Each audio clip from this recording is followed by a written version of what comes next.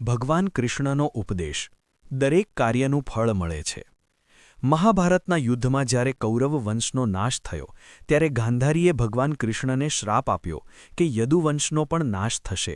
જ્યારે શ્રીકૃષ્ણએ અર્જુનને કહ્યું કે પોતાના કર્તવ્ય પર ધ્યાન આપ અને પરિણામોની ચિંતા ન કર, ત્યારે તેમણે જીવનનો સૌથી મોટો પાઠ શીખવ્યો।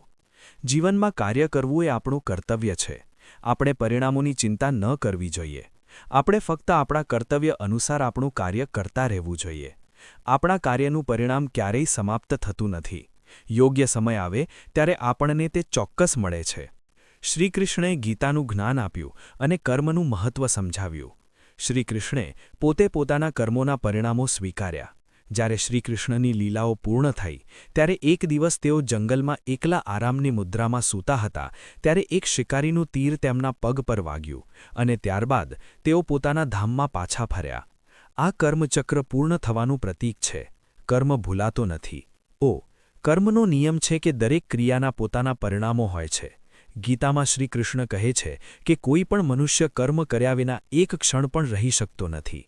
શ્રીકૃષ્ણએ પાંડવોને ધર્મ સ્થાપિત કરવા માટે માર્ગદર્શન આપ્યું, યુદ્ધની રણનીતિ બનાવી અને ક્યારેક પરંપરાગત નિયમો તોડ્યા પણ।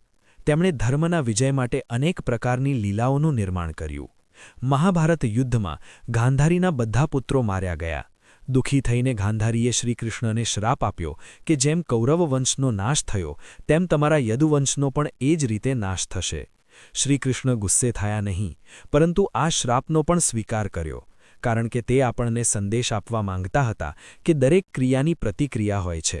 શ્રીકૃષ્ણની નીતિઓને કારણે જ પાંડવોએ કૌરવ વંશનો નાશ કર્યો અને ધર્મ સ્થાપિત થયો। બદલામાં શ્રીકૃષ્ણએ ગાંધારીનો શ્રાપ સ્વીકાર્યો। વ્યક્તિએ પોતાનું કામ નિસ્વાર્થપણે કરવું જોઈએ। શ્રીકૃષ્ણએ હંમેશા નિસ્વાર્થ કાર્ય કરવાનો ઉપદેશ આપ્યો છે।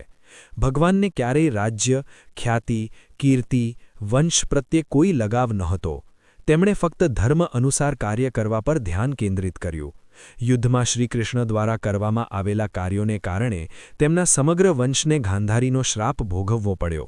આ રીતે શ્રીકૃષ્ણએ આપણને એ જ સંદેશ આપ્યો છે જે તેમણે અર્જુનને આપ્યો હતો। પરિણામની ચિંતા કરવાનું બંધ કરો, પરંતુ જ્યારે તમને પરિણામ મળે છે ત્યારે તમારે તેને સકારાત્મક વિચારસરણી સાથે સ્વીકારવું જોઈએ। કર્મ અને ભાગ્ય એક જ ચક્રના બે અલગ અલગ ભાગો છે। ગીતામાં શ્રીકૃષ્ણ કહે છે કે આત્મા અમર છે પણ શરીર નશ્વર છે। તેમણે પોતે આ સત્યને પોતાના અંતિમ ક્ષણોમાં સાબિત કર્યું, જ્યારે જરા નામના શિકારીએ શ્રીકૃષ્ણના ચરણોમાં તીર છોડ્યું। એવું માનવામાં આવે છે કે જરા પોતાના પાછલા જન્મમાં બાલી જેવો વાંદરો હતો। વિષ્ણુના અવતાર રામે છુપાઈને બાલી પર તીર છોડ્યું હતું। વિષ્ણુના અવતાર શ્રીકૃષ્ણને દ્વાપર યુગમાં ત્રેતા યુગના આ કર્મનું ફળ મળ્યું। આનો અર્થ એ છે કે આપણા કર્મોનું ફળ ફક્ત એક જન્મ પૂરતું મર્યાદિત નથી, તે ઘણા જન્મો સુધી આપણી સાથે રહે છે। જ્યારે શ્રીકૃષ્ણના ચરણોમાં તીર વાગ્યું ત્યારે શ્રીરામના રૂપમાં કરેલા કર્મનું ફળ પૂર્ણ થયું। ગીતા કહે છે કે મુક્તિ ફક્ત ભક્તિથી નથી મળતી, પરંતુ કર્મના ફળને ખુશીથી સ્વીકારવાથી મળે છે। શ્રીકૃષ્ણનો સંદેશ છે કે જ્યારે કર્મના ફળ આવે છે ત્યારે આપણે તેનો સામનો હિંમત અને સંતુલનથી કરવો જોઈએ, ડરથી નહીં। ધ્યાન રાખો કે કર્મ આપણને ક્યારેય ભૂલતું નથી, આપણને તેનું ફળ ચોક્કસ મળે છે। તેથી સારા કાર્યો કરો જેથી આપણને પણ સારા પરિણામો મળે। જય શ્રી કૃષ્ણ।